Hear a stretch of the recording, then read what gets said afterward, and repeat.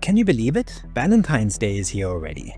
Love is once again in the air, and no doubt some of you have been struck by Cupid's arrow, or perhaps hit over the head with his mallet. And if that is the case, then you're in good company, as many of our favorite cartoon characters have been in similar situations, where they too have been found by Cupid's arrow and been made to fall in love, sometimes against their will. Cupid has a long history in cartoons and animation.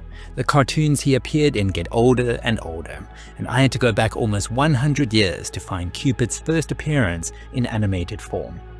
Now seems a good time to take a quick look back at Cupid's early origins and try to find the first time he ever appeared on our screens in animated form. And while we're at it, we'll take a quick look at some other early appearances of Cupid in cartoons and animation. Happy Valentine's Day!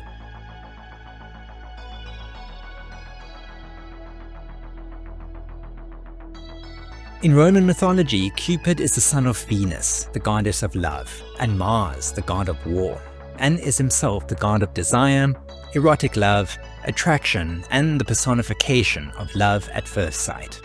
Cupid is not to be confused with a cherub, who are depicted in the Bible as winged angels, and Cupid's Greek counterpart is Eros. Although Eros is generally portrayed as a slender, winged youth in classical Greek art, during the Hellenistic period he was increasingly portrayed as a chubby young boy. And during this time, his iconography acquired the bow and arrow that represent the source of his power.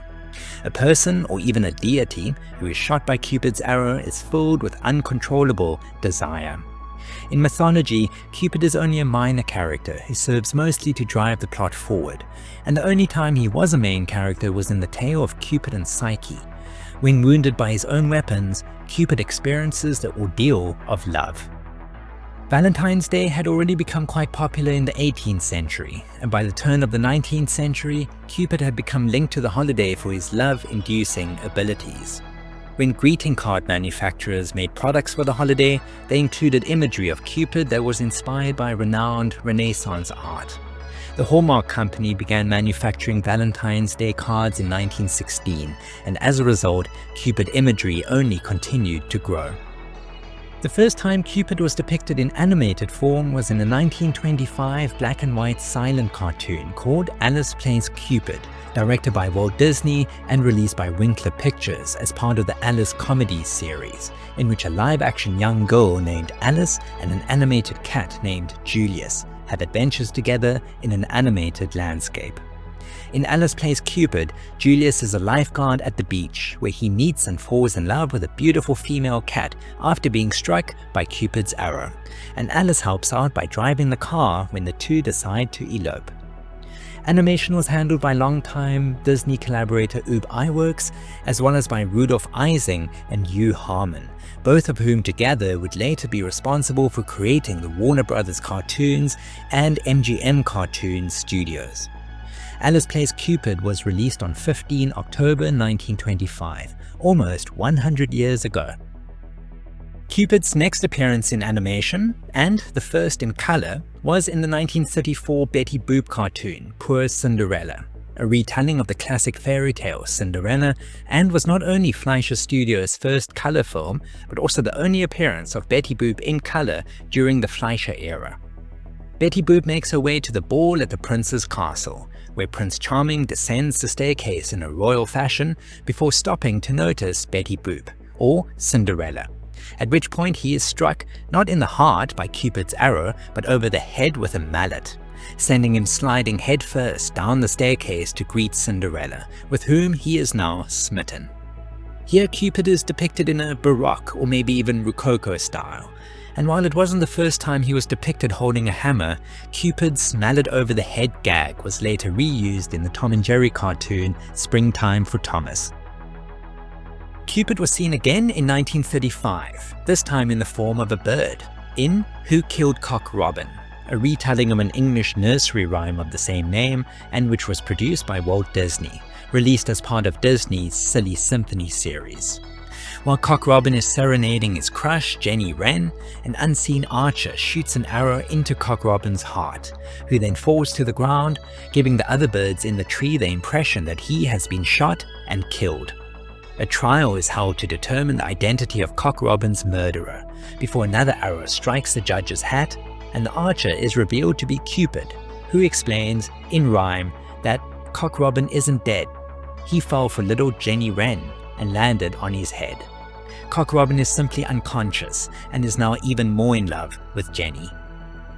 Who Killed Cock Robin is a masterpiece in dark humor, and the 1935 cartoon played a pivotal role in the Alfred Hitchcock film Sabotage, released a year later. Many of the birds in the cartoon resemble well-known celebrities of the time. Cock Robin himself is a caricature of Bing Crosby.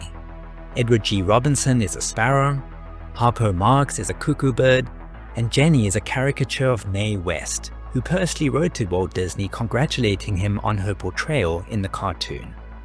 Cupid himself seems familiar, but sadly I'm unfamiliar with all the celebrities of the time, and I'm unable to find any record of who he's supposed to be, if anyone. But maybe you can help. Are any of you able to identify which 1930s celebrity Cupid is supposed to be a parody of? Up until this point, as in the mythology, Cupid was only a minor background character, but played his first central role in an animated production in the short Cupid Gets His Man, produced by Van Buren Studios and released on July 24, 1936. Here, Cupid is portrayed as Colonel Dan Cupid, who is running some kind of matchmaking factory filled with an army of cherub-like younger Cupids, and even the classic baby-delivering stork. The baby Cupids are good at what they do, but fail to match two difficult people, a cantankerous and misogynistic old man and his neighbor, an equally misandric and prudish middle-aged woman, and Dan Cupid decides to lead the mission himself. The two do everything they can to try to fend off the army of Cupids and their arrows until the couple are tied up and shot at by a firing squad of Cupid arrows, at which point they finally fall in love, dedicate the rest of their lives to each other to the sound of wedding bells before Dr. Stork assigns them a quadruplet of baby boys. Cupid proudly announces that Dan Cupid always gets his man. Cupid Gets His Man was perhaps the first cartoon to be about Cupid himself, and another such cartoon arrived in December that same year, the Merry Melodies cartoon Don't Look Now, directed by Tex Avery. Don't Look Now centered around a rivalry between Cupid and Satan on Valentine's Day, when Cupid is making people fall in love in a world of forest animals, while Satan does everything he can to undermine the relationships. Cupid would remain a regular fixture in Valentine's Day and other romance-related cartoons, appearing in various classic Tom and Jerry cartoons to strike Tom either with an arrow or with a mallet, while Elmer Fudd portrayed Cupid in the memorable Looney Tunes short The Stupid Cupid, and later reprised the role in the Tiny Toon Adventures segment Love Among the Toons, and again later in the new Looney Tunes episode Valentine's Daffy, where Daffy Duck took over duties as Cupid. I'll be covering more cartoon stock characters in future videos, so let me know in the comments if you have any requests. I'll also be exploring more fairy tale characters that have appeared in cartoons and animation. A compilation of Snow White appearances is in the pipeline, so let me know if there are any others you would like me to cover. Please like this video if you learned something today, and let us know what other memorable appearances of cartoon Cupid you remember. Feel free to share this video with your significant other, or perhaps with someone whom you would like to be struck by Cupid's arrow. I'll be back again soon, so until then, thank you for watching, happy Valentine's Day to all of you, and stay tuned for more cartoon history.